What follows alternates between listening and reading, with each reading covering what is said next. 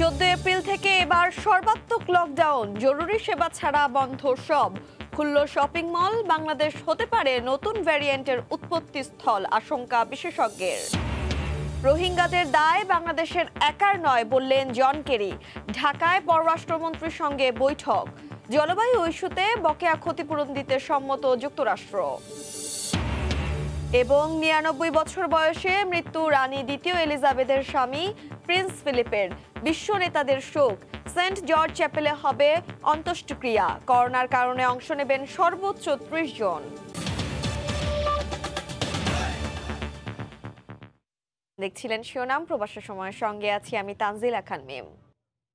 আবারও আসছে lockdown. 14 April, পয়লা বৈশাখ ও পয়লা রমজান থেকে 7 দিন পরিপূর্ণভাবে কার্যকর করা হবে লকডাউনের নির্দেশনা। জনপ্রশাসন প্রতিমন্ত্রী ফরহাদ হোসেন জানান, আগামী রোববার প্রজ্ঞাপন জারি করা হবে। লকডাউনের মধ্যে জরুরি সেবা ছাড়া সবকিছু বন্ধ থাকবে। গত বছর তবুও ঠেকিয়ে রাখা গেছে, কিন্তু এবছর কিছুতেই করোনা সংক্রমণের লাগাম ধরে রাখা যাচ্ছে না। লাফিয়ে লাফিয়ে বাড়ছে আক্রান্ত ও মৃত্যুর সংখ্যা। সে কারণে প্রথমে 18 দফার নির্দেশনা, পরে সেই আলোকে 7 দিনের কঠোর বিধিনিষেধ আরোপ করা হয়। এর মাঝে এলো লকডাউনের ঘোষণা। শুক্রবার জনপ্রশাসন প্রতিমন্ত্রী টেলিফোনে জানান, মানুষ বাঁচাতে এর বিকল্প নেই। আমাদের যেভাবে করোনা বিস্তার লাভ করছে সেটিকে যদি নিয়ন্ত্রণ করতে হয়, বিশেষজ্ঞদের পরামর্শ এবং মাননীয় প্রধানমন্ত্রী সে কথাই বলেছেন, 14 তারিখ থেকে 1 সপ্তাহের জন্য 20 তারিখ পর্যন্ত কঠোর লকডাউন। এবং কঠোর লকডাউন বলতে শুধু জরুরি সেবা ছাড়া সবকিছুই বন্ধ থাকবে। অফিস, আদালত, কলকারখানা। যত তাড়াতাড়ি সম্ভব খুব দ্রুত এই প্রজ্ঞাপন আসবে। তিনি বলেন, লকডাউনে জরুরি সেবা ছাড়া সব বন্ধ থাকবে। এই যে ঊর্ধ্বমুখী যে বিস্তারটা করোনার এবং মৃত্যু হার, এটাকে রোধ করা খুবই কঠিন। এটার এছাড়া অন্য কোনো বিকল্প নাই। এটা সারা বিশ্বে যেটা করছে যে পদ্ধতি, সেটা হচ্ছে কড়া লকডাউন। এদিকে জাতীয় পরামর্শ কমিটি 2 সপ্তাহের জন্য লকডাউনের সুপারিশ করেছে। বিশেষ করে সিটি কর্পোরেশন ও পৌর এলাকায় লকডাউনের সুপারিশ করা হয়। এতে বলা হয়, যে করেই হোক সরকারি হাসপাতালের সক্ষমতা বাড়াতে হবে। এর আগে শুক্রবার সকালে সড়ক পরিবহন ও সেতুমন্ত্রী লকডাউনের আভাস দেন। জনগণের উদাসীন মানসিকতা কোনো পরিবর্তন হয়েছে বলে মনে হয় না। তাই সরকার জনস্বার্থে আগামী 14 এপ্রিল থেকে 1 সপ্তাহের জন্য সর্বাত্মক লকডাউনের বিষয়ে সক্রিয় চিন্তা ভাবনা করছে। লকডাউনের বিষয়ে প্রজ্ঞাপন আগামী রোববার জারি করা হবে। ভয়াবহ রূপ নিয়েছে। হাতিকুর রহমান তমাল, সময় সংবাদ, ঢাকা। এদিকে কঠোর বিধিনিষেধের মধ্যেই গণপরিবহনের পর খুলে দেয়া হলো শপিং মল, মার্কেট। ছুটির দিন হলেও রাজধানীর দোকানপাটে ক্রেতা সমাগম কম থাকায় 12টা থেকে মার্কেট খোলার দাবি জানিয়েছেন ব্যবসায়ীরা। শুক্রবার নিউ মার্কেট এলাকায় দেখা গেল সকাল সকাল দোকান সাজানোর তোড়জোড়। রাজধানীর সবচেয়ে বড় এ মার্কেটে কেনাকাটা করেন সব শ্রেণী পেশার মানুষই। রোজা শুরুর আগেই দোকান খোলার সুযোগ পেয়ে তাই স্বস্তি বিক্রেতাদের মধ্যে। গত বছরের মতো এই বছরে যদি আমাদের ঘরে বসে থাকতে হয়, তাহলে তো আমাদের মৃত্যু ছাড়া আমাদের আর কোনো কিছু করার নাই। রোজার মাসটা যখন আমাদেরকে একটু দেখে, আমরা তো গরিব মানুষ, আমরা তো এখানেই খেয়ে পেয়ে চলি। সকালের দিকে ক্রেতা তেমন একটা না থাকলেও বেলা গড়ানোর সাথে সাথে বাড়তে থাকে ভিড়। মাস্ক পরার ব্যাপারে সচেতনতা দেখা গেছে ক্রেতা বিক্রেতা সবার মধ্যেই। আবারও মার্কেট বন্ধ হবে কিনা সে অনিশ্চয়তায় ঈদের বাজারও সেরে নিচ্ছিলেন কেউ কেউ। সবাই মোটামুটি মাস্ক পরতেছে, সবাই দূরত্ব বজায় রাখতেছে। যে নিজেরা কিছু পড়ি না করি, বাবুরে তো পড়াইতে হয়। 12টা থেকে আমাদেরকে রাত 8টা পর্যন্ত সময় দেওয়া হোক। সরকারি নির্দেশনা বাস্তবায়নে তৎপর দেখা গেল ব্যবসায়ী সমিতির নেতাদের। ক্রেতাদের চলাফেরায় জটলা এড়াতে মার্কেটে ফাঁকা জায়গা নিশ্চিত করার উপর জোর দেন তারা। আমরা তাকে সতর্ক করছি এবং সর্বোচ্চ জিনিস বলে দিয়েছি, যিনি স্বাস্থ্যবিধি না মানবে তার প্রতিষ্ঠান, দোকান আমরা তাৎক্ষণিকভাবে বন্ধ করে দেব। এদিকে ভর দুপুরেও ধানমন্ডি হকার্স মার্কেটে ছিল না চোখে পড়ার মতো ক্রেতা সমাগম। যদিও ব্যবসায়ীদের আশা লোকসান কাটিয়ে ঘুরে দাঁড়ানোর সুযোগ পাবেন তারা। অবশ্যই মাস্ক থাকতে হবে, এছাড়া বেচা কিনা করতে একদম সম্পূর্ণভাবে নিষেধ করে দিয়ে গেছে। যেহেতু মার্কেট খোলা দিছে, আস্তে আস্তে কাস্টমার বাড়বে, আমরা বেচা কিনা করবো। স্বাস্থ্যবিধি পর্যবেক্ষণে এ এলাকার মার্কেটগুলোতে চোখে পড়েনি আইন শৃঙ্খলা রক্ষা বাহিনী বা সরকারের কোনো দপ্তরের তৎপরতা। হরিপদ সাহা, সময় সংবাদ, ঢাকা। গণপরিবহন ও মার্কেট খোলার সিদ্ধান্তের সঙ্গে সঙ্গে করোনা সংক্রমণের ঊর্ধ্বগতি রোধে সরকার ঘোষিত অন্যান্য বিধিনিষেধ পালনেও চলছে ঢিলেঢালা ভাব। বন্ধ পরিবেশে কাঁচা বাজার নিষিদ্ধ হলেও চলছে দেদারসে। আবার নিষেধ অমান্য করে হোটেল রেস্তোরাঁয় বসে চলছে খাওয়া দাওয়া। পাশাপাশি বিনা প্রয়োজন কিংবা অপ্রয়োজনেও ঘরের বাইরে বের হচ্ছেন অনেকে। উপেক্ষিত স্বাস্থ্যবিধিও। করোনার লাগাম টানতে সরকারের কঠোর বিধিনিষেধের সপ্তম ধারায় আছে কাঁচা বাজার ও নিত্য প্রয়োজনীয় সামগ্রীর ক্রয় বিক্রয় চলবে স্বাস্থ্যবিধি মেনে উন্মুক্ত স্থানে। কিন্তু রাজধানীর তেজগাঁওয়ের এই কলমিলতা বাজার প্রমাণ দেয় সরকারি নির্দেশনার বেহাল অবস্থার। একে তো 4 দেয়ালের মাঝে চলছে কেনা বেচা, তার উপর মাস্ক সহ স্বাস্থ্যবিধি মানতে উদাসীনতা চোখে পড়ার মতো। আমি একজন ক্রেতা, আমি মাস্ক পরে আসছি, কিন্তু আমি যার কাছ থেকে জিনিসপত্র কিনতেছি তিনি তো মাস্ক পরতেছে না। মাছ আছিল, পানি খাইছে, খোলাইছে। এখনো তো ঠিক মতো পড়েননি। ঠিক আছে, সমস্যা নেই। খোলা মার্কেটে যাইতে বলছে, এই দাম মধ্যে জায়গা তো দেখা দেয় না। আমরা জায়গা দেখালে তো আমরা অন্য জায়গায় চলে যেতে পারি। একই অবস্থা হোটেল রেস্টুরেন্টের ক্ষেত্রেও। প্রধান সড়কের আশপাশের খাবারের দোকানগুলো কিছুটা নিয়ম মেনে বিক্রি করলেও স্বাস্থ্যবিধির বালাই নেই অলিগলির দোকানে। নির্দেশনাকে বৃদ্ধাঙ্গুলি দেখিয়ে হোটেলে বসে চলছে খাওয়া দাওয়া। কথা ছিল তো এই রেস্টুরেন্টে বসে খাওয়া যাবে না, কিন্তু আপনারা তো এটা রেস্টুরেন্টে বসে খাওয়াচ্ছেন। না, ধরেন যে আজকের থেকে একটু শিথিল করছে বিদায় কোনো মতো আমরা ম্যাক্সিমামই পার্সেল করে দিই। আমাদের প্রত্যেকটা স্টাফের চলতে হইব, তাই না? আমাদেরও তো ফ্যামিলি আছে। সাধারণ মানুষের মাঝে উদাসীনতা বরাবরের মতোই চরমে। প্রয়োজন কিংবা অপ্রয়োজনে চায়ের দোকানের আড্ডায় স্বাস্থ্যবিধি উপেক্ষিত। না ভাই, এতক্ষণ গল্প করি না, পাইকালে পান্ডা খাইলাম আর এই কথাটা শুনলাম। যদি লকডাউন দেওয়ার দরকার হয় তাহলে কঠোরভাবে দিতে হবে, আর যদি লকডাউন নাই দেওয়ার দরকার হয় তাহলে মোটেই দেওয়া উচিত না। গণপরিবহন চালু হওয়ায় সড়কের অবস্থা ছিল অন্য দিনের মতোই স্বাভাবিক। তবে শুক্রবার ছুটির দিন হওয়ায় মানুষ ও যানবাহনের চাপ ছিল কিছুটা কম। রাশেদ বাপ্পি, সময় সংবাদ, ঢাকা। দেশে করোনায় নতুন করে 63 জনের মৃত্যু হয়েছে। আক্রান্ত হয়েছেন প্রায় 7,500। বিশেষজ্ঞরা আশঙ্কা প্রকাশ করে বলছেন, কঠোরভাবে নিয়ন্ত্রণ করা না গেলে টিকা প্রতিরোধী ভয়ঙ্কর ভ্যারিয়েন্টের উৎপত্তিস্থল হতে পারে বাংলাদেশ। গন্তব্য ছিল অন্য হাসপাতাল। সাধারণ শয্যা পেয়েও আইসিইউ এর জন্য অন্য হাসপাতালে নিতে অ্যাম্বুলেন্সে ওঠানো হয়েছিল।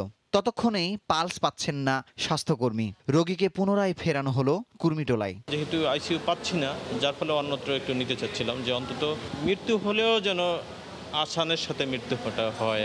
হাসপাতালের ভিতরেই ভর্তি থাকা অসংখ্য রোগীর আইসিইউ চাহিদা মেটাতে পারছেন না কর্তৃপক্ষ।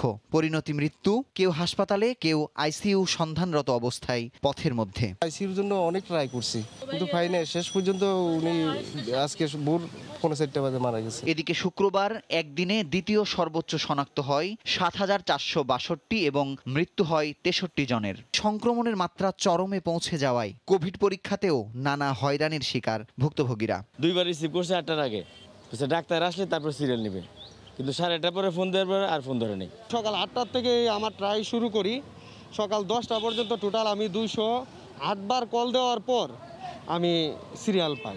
আগামীতে কঠোর লকডাউন বাস্তবায়ন আর বিমানবন্দরে যাত্রীদের আগমন নিয়ন্ত্রণ না করলে টিকা প্রতিরোধী নতুন ধরনের উৎপত্তি স্থল হবে বাংলাদেশ, আশঙ্কা বিশেষজ্ঞদের।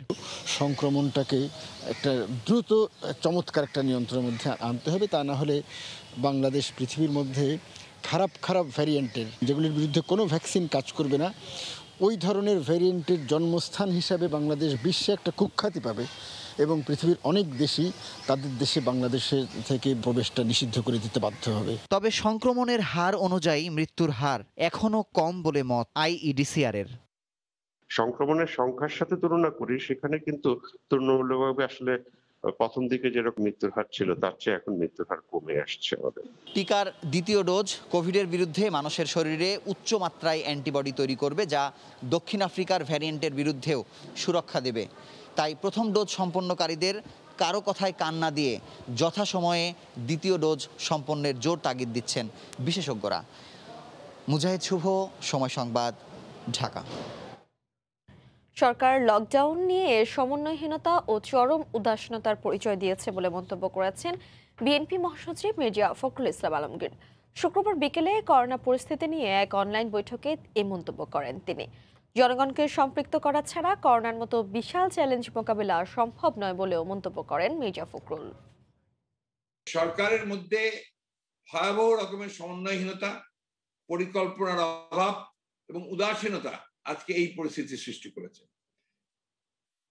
যে লকডাউন ঘোষণা করা হলো, সেই লকডাউন ঘোষণা করার সময় একবারও ভাবা হয়নি যে যারা আপনার ইনফর্মাল সেক্টরগুলোতে কাজ করে, যারা দোকানের কর্মচারী, যারা আপনার এই বাইক চালিয়ে তারা কর্মসংস্থান করে নিজেদের, যারা ট্রান্সপোর্ট গণপরিবহনে কাজ করে, তাদের কিভাবে দিন চলবে।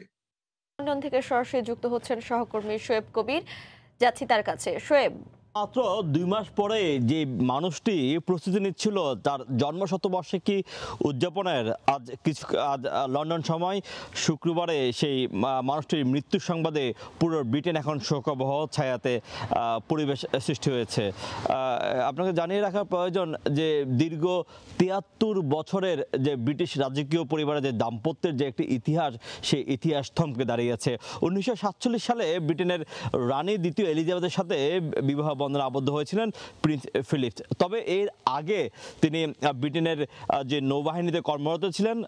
এই গ্রিক এবং ডেনমার্কের এই সাবেক রাজপুত্র ব্রিটেনের রানীকে বিয়ে করার সময়ও তাকে বেশ কিছু ছাড় দিতে হয়েছিল এবং ব্রিটেনের যে ডিউক অফ এডিনবরার এই মৃত্যুতে বিশ্ববাসী বেশ শোকে বিহ্বল হয়ে গিয়েছে এবং তার শেষকৃত্য অনুষ্ঠানটিও নিয়েও এখন পর্যন্ত তেমন কোনো সংবাদ আমাদের মাঝে আসেনি। তবে ধারণা করা হচ্ছে যে রাজকীয় পরিবারের একজন সদস্য হিসেবে তার যে শেষ বিদায় যে রাজকীয়ভাবে হওয়ার কথা ছিল সেটি হয়তো নাও হতে পারে, কেননা প্রিন্স ফিলিপ তার মৃত্যুর শেষ ইচ্ছা অনুযায়ী তিনি বলেছিলেন অনাড়ম্বরভাবে যেন তার শেষ বিদায় হয়। পাশাপাশি তিনি যেহেতু নৌবাহিনীর একজন সদস্য ছিলেন, সেখানে হয়তো যে ব্রিটিশ যারা আর্মি রয়েছেন তাদেরও হয়তো শেষ বিদায়ের কিছুটা প্রস্তুতি থাকতে পারে। পাশাপাশি যে করোনা ভাইরাসের মহামারী অনুযায়ী যে শেষ বিদায় শেষকৃত্য অনুষ্ঠানে 30 জনের অধিক লোক সমাগম হওয়া নিষেধ, সেই ক্ষেত্রেও কিন্তু ব্রিটিশ রানী দ্বিতীয় এলিজাবেথ হয়তো নির্ধারণ করবেন যে কোন 30 জন ব্যক্তি তার প্রিন্স ফিলিপের শেষকৃত্যে অংশগ্রহণ করবেন। আপনাকে আরেকটি বিষয় জানিয়ে রাখা বেশ প্রয়োজন যে এই যে 1952 সালের পরেই হয়তো রাজকীয় দায়িত্ব গ্রহণ করেছিলেন প্রিন্স ফিলিপ। এরপর থেকে এখন মৃত্যুর আগ পর্যন্ত কিন্তু ব্রিটেনের রানীর আস্থার অন্যতম আস্থাস্থল হিসেবে কাজ করেছিলেন যে প্রিন্স ফিলিপ, এবং তিনি ভরসাস্থল হিসেবে কিন্তু কাজ করেছিলেন এবং পূর্ণ আস্থা ছিল। মৃত্যুকালে প্রিন্স ফিলিপ তার সন্তান রেখে গিয়েছেন। এ ছিল সবশেষ। রোহিঙ্গা সংকট বাংলাদেশের একার দায় নয় বলে মন্তব্য করেছেন মার্কিন প্রেসিডেন্ট জো বাইডেনের জলবায়ু বিষয়ক দূত জন কেরি। একদিনের ঢাকা সফরে এসে তিনি কথা বলেন। বিশ্ব সম্প্রদায়ের এই ইস্যুতে জাতিসংঘের মাধ্যমে কার্যকর পদক্ষেপ নেওয়া উচিত বলেও মন্তব্য করেন তিনি। পরে গণভবনে প্রধানমন্ত্রী শেখ হাসিনার সঙ্গে সৌজন্য সাক্ষাৎ করেন জন কেরি। জানান বাংলাদেশকে করোনা ভ্যাকসিন দিতে আগ্রহী যুক্তরাষ্ট্র। বৈশ্বিক উষ্ণতা কমাতে 2015 সালে হয় প্যারিস জলবায়ু চুক্তি। 5 বছর পর চুক্তি থেকে বের হয়ে যায় দ্বিতীয় কার্বন নিঃসরণকারী দেশ মার্কিন যুক্তরাষ্ট্র। সমালোচনার ঝড় ওঠে বিশ্বজুড়ে। নতুন প্রেসিডেন্ট জো বাইডেন আবারও যোগ দেন প্যারিস চুক্তিতে। এই ইস্যুতে সফর শুরু করেন প্রেসিডেন্ট জো বাইডেনের জলবায়ু বিষয়ক দূত ও সাবেক পররাষ্ট্রমন্ত্রী জন কেরি। এরই অংশ হিসেবে শুক্রবার সকালে ঢাকায় পৌঁছান তিনি। দুপুরে রাষ্ট্রীয় অতিথি ভবন পদ্মায় জন কেরির সঙ্গে বৈঠক করেন পররাষ্ট্রমন্ত্রীর নেতৃত্বে সংশ্লিষ্ট মন্ত্রীরা। আলোচনায় উঠে আসে জলবায়ু পরিবর্তন সংক্রান্ত তহবিল গঠন, বাংলাদেশে গ্লোবাল সেন্টার ফর অ্যাডাপ্টেশনের আঞ্চলিক সহযোগিতা সহ নানা প্রাকৃতিক দুর্যোগে এদেশের মানুষের বাস্তুচ্যুতির বিষয়টি।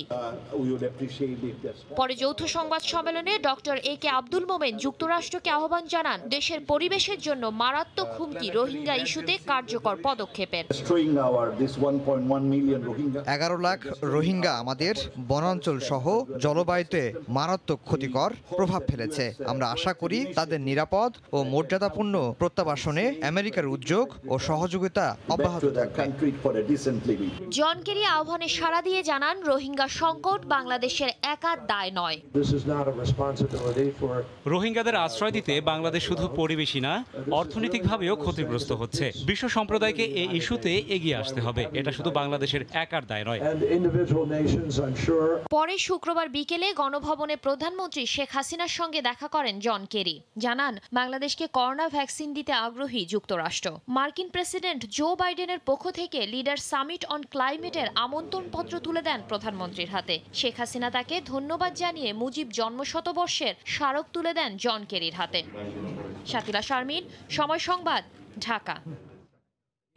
করোনার প্রভাব মেট্রো রেল প্রকল্পেও। এক সপ্তাহে অন্তত 48 জন করোনায় আক্রান্ত হয়েছেন। এতে পিছিয়ে যেতে পারে উদ্বোধন। তবে কর্তৃপক্ষ বলছে থামবে না প্রকল্পের কাজ। এদিকে উত্তরা থেকে মতিঝিল পর্যন্ত এ পথের অগ্রগতি 85%। রাশেদ লিমনের রিপোর্ট। দেশে আঘাত এনেছে করোনার দ্বিতীয় ঢেউ, তার আঁচ লেগেছে মেট্রো রেল প্রকল্পেও। এই দফায় প্রকল্পের 48 জন আক্রান্ত হয়েছে করোনায়। এ পর্যন্ত মোট আক্রান্ত 518 জন। প্রকল্পে 7000 কর্মী কাজ করছে, যার মধ্যে 6000 বাংলাদেশি, বাকি 1000 বিদেশি কর্মী। চলমান করোনা পরিস্থিতি মোকাবেলায় প্রথম পর্যায়ে গাবতলী কনস্ট্রাকশন ইয়ার্ডে 10টি শয্যা ও উত্তরার পঞ্চবটি কনস্ট্রাকশন ইয়ার্ডে 13টি শয্যার আরেকটি ফিল্ড চালু হয়েছে। কর্মীদের আক্রান্ত হবার বিষয়টি প্রকল্পের কাজের উপর কোনো প্রভাব পড়বে না বলে জানান তিনি। অন্যান্য বার কিন্তু সপ্তাহে এতজন আক্রান্ত হয় না। আমাদের যে ফিল্ড হাসপাতাল আছে সেখানে 10 এবং 24টা বেড আছে। প্রয়োজন হলে এই বেডের সংখ্যাটা যেন আরো বৃদ্ধি করা হয়। মেট্রো রেল লাইন এরই মধ্যে সংযুক্ত করেছে উত্তরা থেকে আগারগাঁওকে। এখন চলছে এই অংশে রেলের স্লিপার বসানোর কাজ, যা কাজীপাড়া থেকে শেওড়াপাড়ার কাছাকাছি এসে পৌঁছেছে। এর পাশাপাশি এই অংশের প্রত্যেকটি স্টেশনের অবকাঠামোগত নির্মাণ কাজও প্রায় শেষ। প্রকল্পের ব্যবস্থাপনা পরিচালক জানালেন, পরিবর্তিত এই পরিস্থিতিতে চলতি বছর না হলেও 2022 সালের জুনে হতে পারে উদ্বোধনের আনুষ্ঠানিকতা। কোভিড সিচুয়েশন না থাকলে হয়তো আমরা যে কথাগুলো বলেছিলাম আমরা হয়তো সেই টার্গেটটা আমরা অ্যাচিভ করতে পারতাম না। দ্বিতীয় ঢেউয়ের একটা পর্যায়ে যখন পৌঁছে যাবে তখন হয়তো একটা সুনির্দিষ্ট সিদ্ধান্ত সরকার ঘোষণা করবে। চলতি মাসের 23 তারিখে মেট্রো রেলের প্রথম কোচ দিয়াবাড়ির ডিপোতে এসে পৌঁছাবে বলেও জানানো হয়। রাশেদ লিমন, সময় সংবাদ, ঢাকা। প্রবাসের সময় আরো থাকছে। রাত পোহালেই পশ্চিমবঙ্গে বিধানসভা নির্বাচনের 4র্থ দফার ভোট। সহিংসতা ঠেকাতে বাড়তি নিরাপত্তা। ভাগ্য নির্ধারণ হবে যশ, শ্রাবন্তীর মতো। তার অপহরণ করে মুক্তিপণ আদায়ের সময় 4 র্যাব সদস্যকে আটক করেছে পুলিশ। শুক্রবার রাতে বসুন্ধরা আবাসিক এলাকা থেকে তাদের গ্রেফতার করা হয়। ঘটনার সত্যতা নিশ্চিত করেছেন ডিএমপি কমিশনার শফিকুল ইসলাম। এদিকে র্যাবের পক্ষ থেকে জানানো হয়েছে, অভিযোগ প্রমাণ হলে ওই 4 জনের বিরুদ্ধে কঠোর ব্যবস্থা নেবেন তারা। বৃহস্পতিবার সকাল 9টায় বাসা থেকে বের হন মগবাজারের বাসিন্দা তামজিদ হোসেন। এরপর র্যাব পরিচয়ে তাকে তুলে নিয়ে যাওয়া হয় অজ্ঞাত স্থানে। দুপুরে ফোন দিয়ে তামজিদের বোনকে জানানো হয় মাদক মামলায় তাকে গ্রেফতার করা হয়েছে।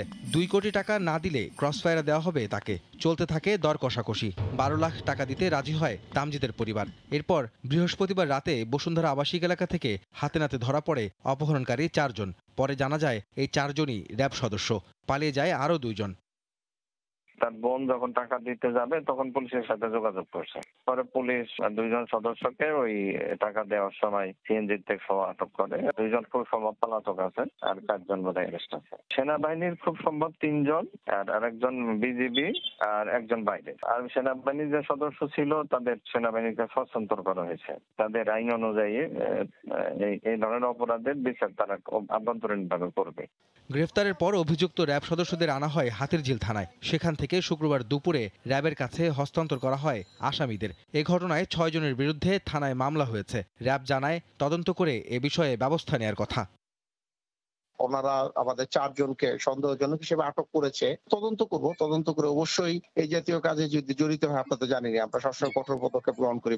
অপহরণের শিকার তামজিদ হোসেন রাজধানীর মগবাজারের মিরবাগ এলাকার বাসিন্দা। পরিবারের 4 সদস্য নিয়ে 14 মাস ধরে এই এলাকায় ভাড়া থাকতেন তিনি।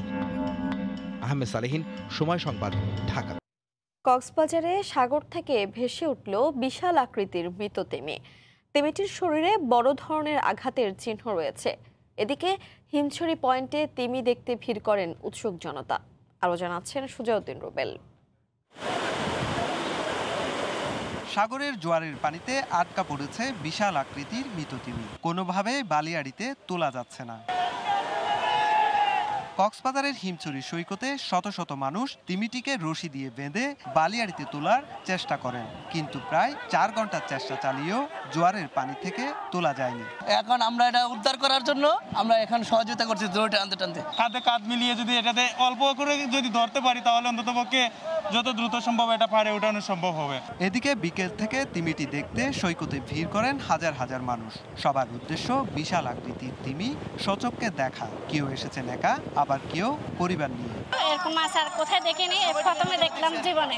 অন্যান্য বছরের চেয়ে এই বছরের তিমিটা কিন্তু বেশ বড় আছে। তিমিটি বালিয়াড়িতে না তোলা পর্যন্ত ময়না তদন্ত সম্ভব নয় বলে জানান সংশ্লিষ্টরা। প্রাথমিক পর্যবেক্ষণে যেটা মনে হয়েছে, যেটা মানে বেশ কিছুদিন পূর্বে 10 থেকে 12 দিন পূর্বে এটা মৃত্যু হয়েছে। 15 মিটার লম্বা নীল তিমিটা, আর এটার ওজন প্রায় 15 থেকে 20 টনের মতো হবে। এটি বলিন প্রজাতির তিমি বলে নিশ্চিত করেছেন মৎস্য বিজ্ঞানী। এটা আপনার বলিন হোয়েল গ্রুপের যে কোনো একটা স্পিসিস, হয়তো ব্রাইট সোয়েল হওয়ার সম্ভাবনা বেশি।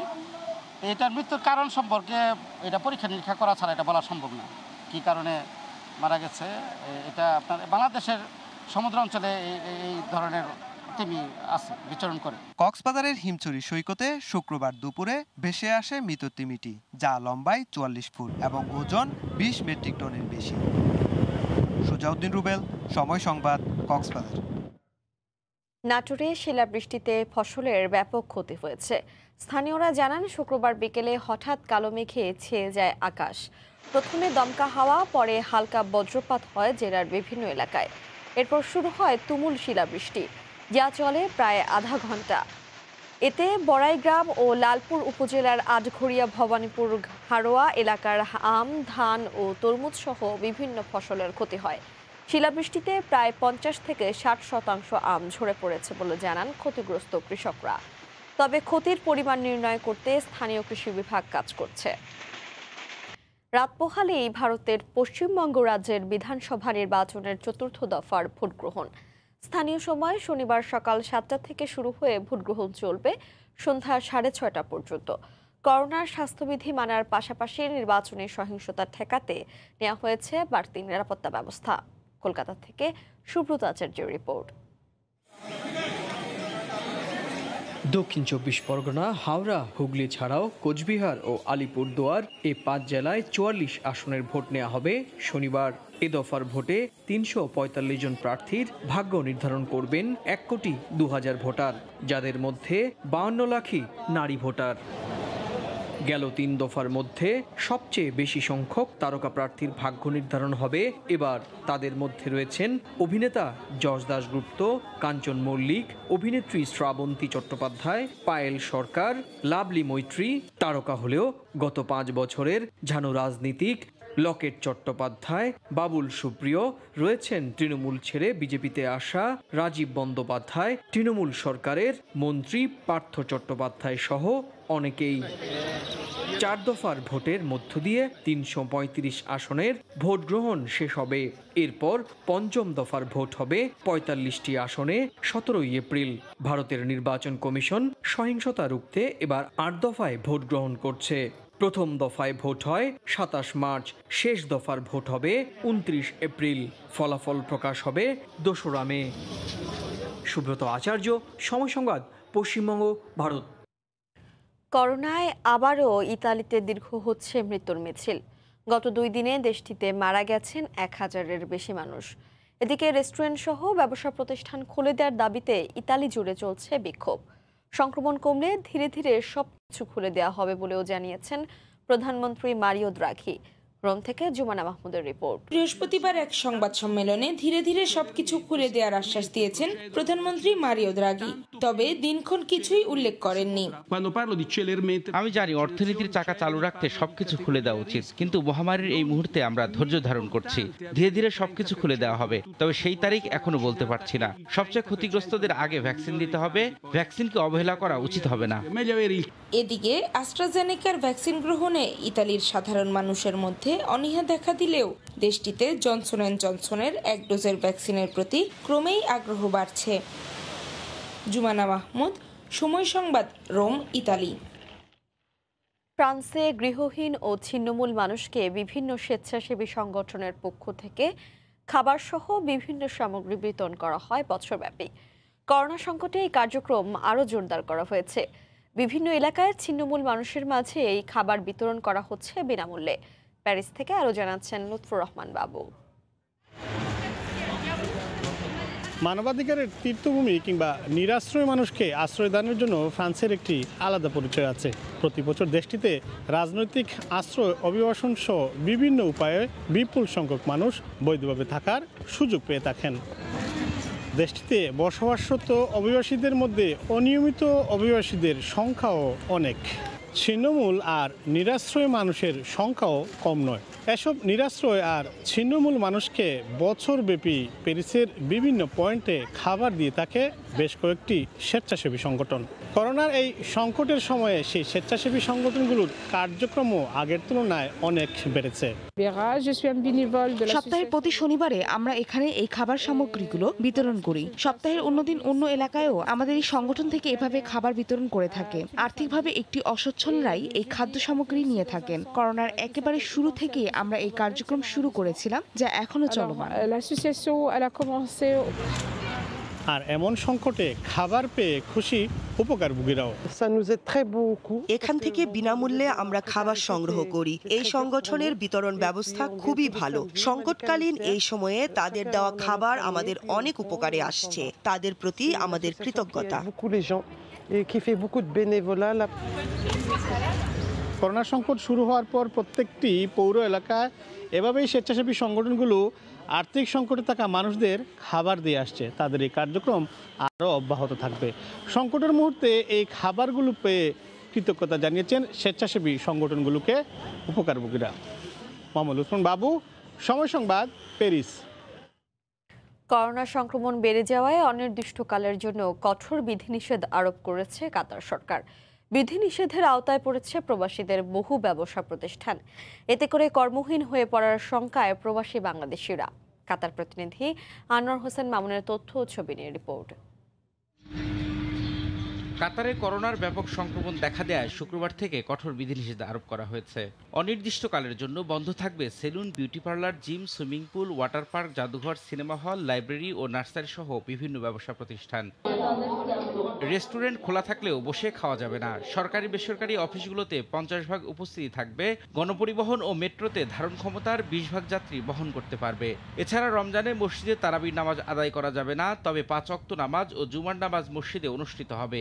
শপিং মল সহ আরো বহু ব্যবসা প্রতিষ্ঠানের উপরও আরোপ করা হয়েছে বিধিনিষেধ। নতুন বিধিনিষেধের কারণে বড় ধরনের ক্ষতির মুখে পড়তে হবে প্রবাসী বাংলাদেশিদের। কর্মহীন হয়ে পড়ার শঙ্কায় অসংখ্য মানুষ। আমরা বাংলাদেশি প্রবাসী ভাইদের অনুরোধ করব কাতার সরকারের বিধিনিষেধকে মেনে চলার জন্য।